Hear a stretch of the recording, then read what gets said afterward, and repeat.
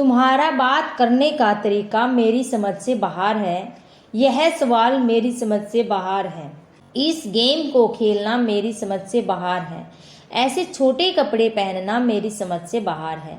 तो गाइज ऐसे ऐसे सेंटेंसेस हमारी कन्वर्सेशन का एक इम्पोर्टेंट पार्ट होते हैं। हिंदी में तो हम इनको आसानी से बना लेते हैं, बोल लेते हैं, लेकिन इंग्लिश में हम इनको आसानी से नहीं बना पाते।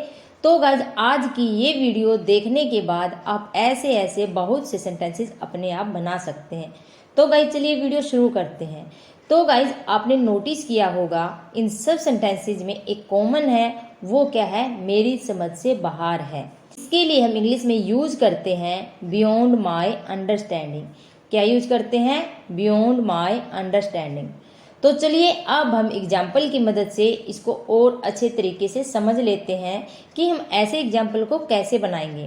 तो गाइज हमारा फर्स्ट एग्जाम्पल है, तुम्हारा बात करने का तरीका मेरी समझ से बाहर है। योर वे ऑफ टॉकिंग, यानी कि तुम्हारा बात करने का तरीका, your way of talking is beyond my understanding. Your way of talking is beyond my understanding. यह सवाल मेरी समझ से बाहर है, यानी कि ये सवाल मुझे नहीं आता है, मुझे समझ नहीं आता है कि मैं इस सवाल को कैसे करूं, ये मेरी समझ से बाहर है। तो कैसे बनाएंगे?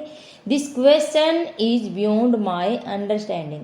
This question is beyond my understanding. इस गेम को खेलना मेरी समझ से बाहर है, यानी कि ये गेम मुझे बहुत प्रैक्टिस करने के बाद भी मुझे समझ नहीं आया।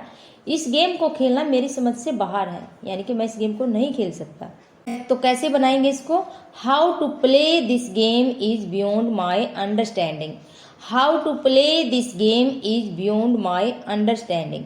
ऐसे छोटे कपड़े पहनना मेरी समझ से बाहर है, यानी कि मैं ऐसे छोटे कपड़े नहीं पहनती हूँ, ये मेरी समझ से बाहर है, मैं नहीं पहन सकती ऐसे छोटे कपड़े। तो इसको इंग्लिश में कैसे बनाएंगे? Wearing such clothes is beyond my understanding. Wearing such clothes is beyond my understanding. English बोलना मेरी समझ से बाहर है। Speaking English is beyond my understanding. Speaking English is beyond my understanding. रूठे हुए इस बच्चे को मनाना मेरी समझ से बाहर है। It is beyond my understanding to accept this upset child. It is beyond my understanding to accept this upset child. Upset child मतलब रूठा हुआ बच्चा। उसका ये व्यवहार मेरी समझ से बाहर है।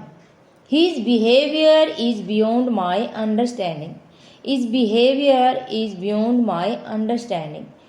तुम्हारी समस्या का हल ढूंढना मेरी समझ से बाहर है, यानी कि तुम पता नहीं कहाँ कहाँ की कैसी समस्या लेके आते हो, तुम्हारी समस्या का हल ढूंढना मेरी समझ से बाहर है।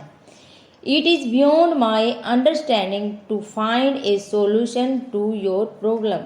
It is beyond my understanding to find a solution to your problem.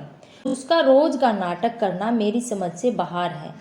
His daily drama is beyond my understanding. His daily drama is beyond my understanding. उसकी रोज की हरकतें करना मेरी समझ से बाहर है। His daily actions are beyond my understanding.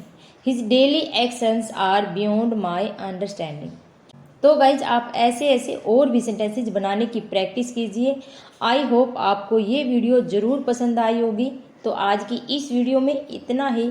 कल मिलेंगे किसी नेक्स्ट वीडियो के साथ। Okay bye, thank you, thanks for watching this video.